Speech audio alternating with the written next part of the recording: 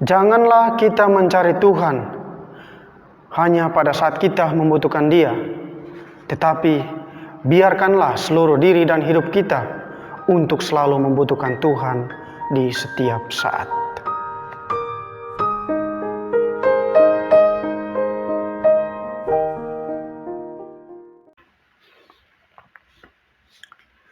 Inilah Injil suci menurut Markus.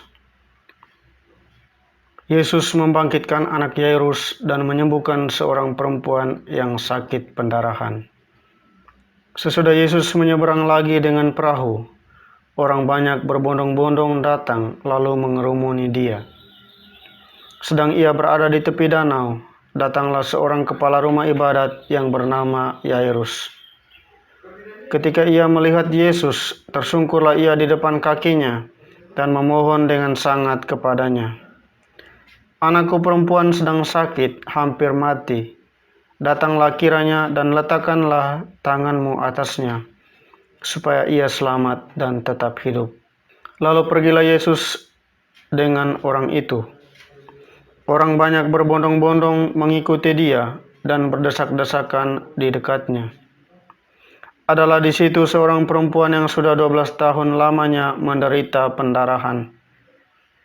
Ia telah berulang-ulang diobati oleh berbagai tabib, sehingga telah dihabiskannya semua yang ada padanya.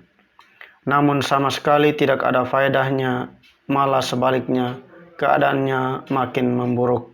Dia sudah mendengar berita tentang Yesus, maka di tengah-tengah orang banyak itu, ia mendekati Yesus dari belakang dan menjama jubahnya.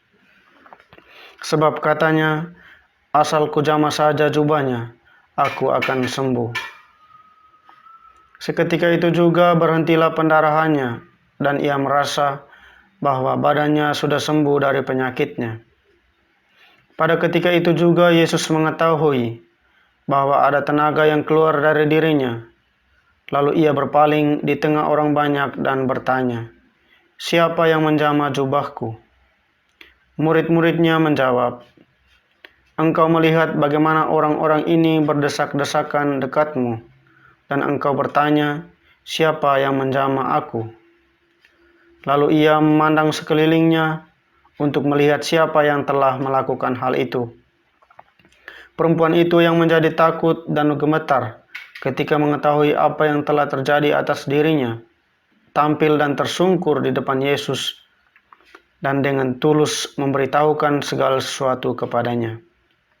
Maka katanya kepada perempuan itu, "Hai anakku, imanmu telah menyelamatkan engkau. Pergilah dengan selamat dan sembuhlah dari penyakitmu."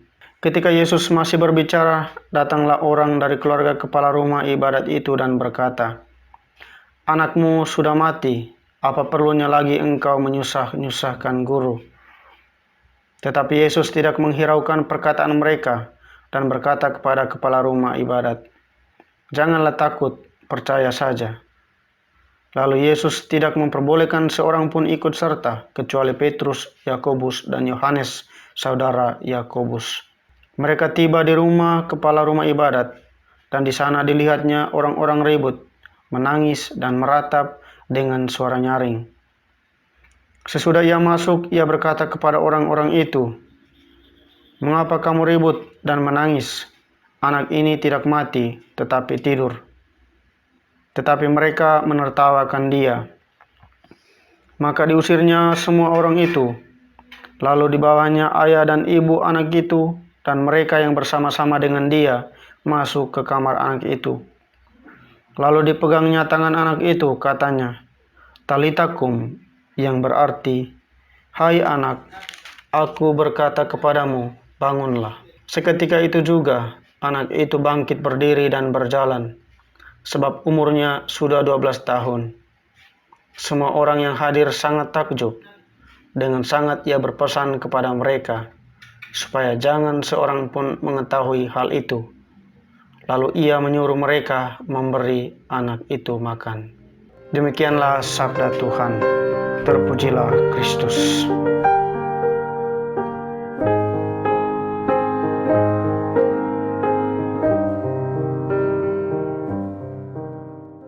Ibu bapa, saudara-saudari, umat beriman yang terkasih di dalam Kristus Tuhan. Selamat hari Minggu dan salam jumpa kembali di dalam mimbar Aroma Sabda. Hari ini kita memasuki minggu biasa ke-13. Semoga dalam seluruh perjalanan hidup kita senantiasa dianugerahi rahmat kesehatan dan kedamaian. Setiap manusia, siapapun dia dan bagaimanapun keadaannya, pasti sudah dan akan mengalami sisi gelap dalam hidup. Sisi gelap yang dimaksud ialah pernah dan akan mengalami sakit, putus asa oleh karena berbagai persoalan hidup, dan bahkan mencoba untuk berpaling dari Allah sendiri. Sebagai manusia yang lemah, tentu saja kesulitan, pergumulan, dan hilang kepercayaan baik terhadap diri maupun terhadap Tuhan akan selalu muncul sebagai warna-warni dari kehidupan jasmani dan rohani kita setiap hari. Oleh karena kerumitan peristiwa dalam hidup, sebagian orang telah melegalkan praktik berhala dengan lebih percaya kepada kekuatan manusia daripada kekuatan Allah. Namun kadangkala kita tidak pernah menyadari bahwa kekuatan manusia tidaklah lebih kuat dan dahsyat daripada kekuatan dan kehendak Allah sendiri. Kelemahan manusiawi selalu menghantar kita pada titik ketidakpuasan dan keputusasaan. Tetapi kehendak dan kedahsyatan kuasa Allah selalu membawa kehidupan dan menghantar kita pada keselamatan. Ibu bapa, saudara-saudari, umat beriman yang terkasih di dalam Kristus Tuhan. Penginjil Markus dalam bacaan suci hari ini mengisahkan tentang Yesus menyembuhkan perempuan yang menderita pendarahan selama 12 tahun dan membangkitkan anak perempuan Yairus yang berusia 12 tahun. Dari kedua kisah ini dapat dimaknai bahwa adalah sesuatu yang mustahil dalam ukuran manusia, tetapi tidak bagi Tuhan.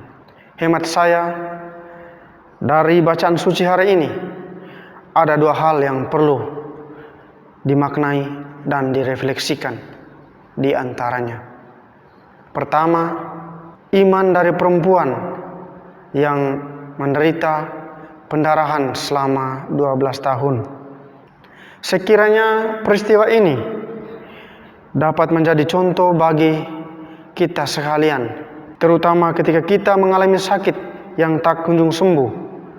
Setelah berobat ke dokter dan meminta pertolongan para dukun, apabila kita masih berada dalam posisi perempuan yang belum mengenal Yesus selama 12 tahun, yang sudah menghabiskan semuanya yang ada padanya, namun sama sekali tidak ada faedahnya, malah semakin memburuk keadaannya, maka marilah kita mulai mencari, menemukan, dan menghadirkan Tuhan di dalam diri kita masing-masing. Janganlah kita mencari Tuhan hanya pada saat kita membutuhkan Dia, tetapi biarkanlah seluruh diri dan hidup kita untuk selalu membutuhkan Tuhan di setiap saat. Masih banyak di sekitar kita yang belum mengenal Yesus. Adalah tugas kita sebagai umat Kristiani untuk selalu memberitakan Injil kepada semua yang kita jumpai di dalam kehidupan kita setiap hari. Hendaknya kita memiliki iman yang teguh untuk senantiasa percaya dan mendekatkan diri pada Yesus, dan berharaplah agar diri kita senantiasa dianugerahi rahmat kesembuhan dan keselamatan. Kedua, iman Yairus untuk kesembuhan anaknya. Rahmat kesembuhan itu bisa terjadi oleh karena iman orang lain yang memohon kepada Allah. Dalam hal ini, iman Yairus, seorang kepala rumah ibadat yang memohon kesembuhan anaknya. Namun terkadang setelah didoakan, justru keadaan berbanding terbalik dari apa yang kita harapkan, seperti kematian dan sakit yang semakin parah, seperti yang dialami Yairus dalam kisah Injil hari ini. Situasi seperti ini mungkin sudah dan sering kita alami, dan biasanya akan menekan perasaan iman dan pengharapan kita kepada Tuhan. Apabila hal ini kita jumpai di dalam hidup kita, hendaknya kita hadir sebagai pemberi semangat dan peneguh iman bagi mereka yang sedang mengalami persoalan di dalam hidup mereka. Dapat dimaknai bahwa apapun persoalan yang kita hadapi, bahkan sangat berat, ataupun menemukan jalan buntu, tetaplah percaya. Sebagaimana yang dikatakan Yesus kepada Yairus, pastilah Tuhan akan menolong kita. Pahamilah bahwa pertolongan Tuhan seringkali berbeda dengan yang kita doakan. Namun yakin dan percaya saja bahwa pertolongan Tuhan lebih baik dan dahsyat dari yang kita minta dan doakan. Ibu bapa, saudara-saudari, umat beriman yang terkasih di dalam Kristus Tuhan, sesungguhnya sabda Tuhan pada hari ini mengundang kita untuk semakin bijaksana dan peka di dalam hidup. Kita tidak harus tetap berada dalam zona pesimisme yang berlebihan ketika mengalami penderitaan dan kemalangan. Janganlah mudah putus asa dan mengatakan Tuhan tidak memperhatikan kita lagi. Jangan biarkan tanda-tanda zaman yang heboh membuat kepercayaan kepada Tuhan menjadi luntur. Milikilah iman yang kuat dan percayalah bahwa Tuhan ada dan Dia adalah satu-satunya penyembuh dan penyelamat kita. Semoga. Marilah kita berdoa. Dalam nama Bapa dan Putra dan Roh Kudus. Amin. Ya Allah, kami bersyukur karena telah mengalami kasih-Mu dalam perjamuan kudus Putra-Mu. Semoga kami semakin kuat dalam iman, teguh dalam pengharapan, dan berkembang dalam cinta kasih, sehingga pada saat akhirnya nanti kami boleh kedapatan layak untuk menerima anugerah kebahagiaan kekal. Dengan pengantaran Kristus Tuhan kami. Amin. Dalam nama Bapa dan Putra dan Roh Kudus. Amin.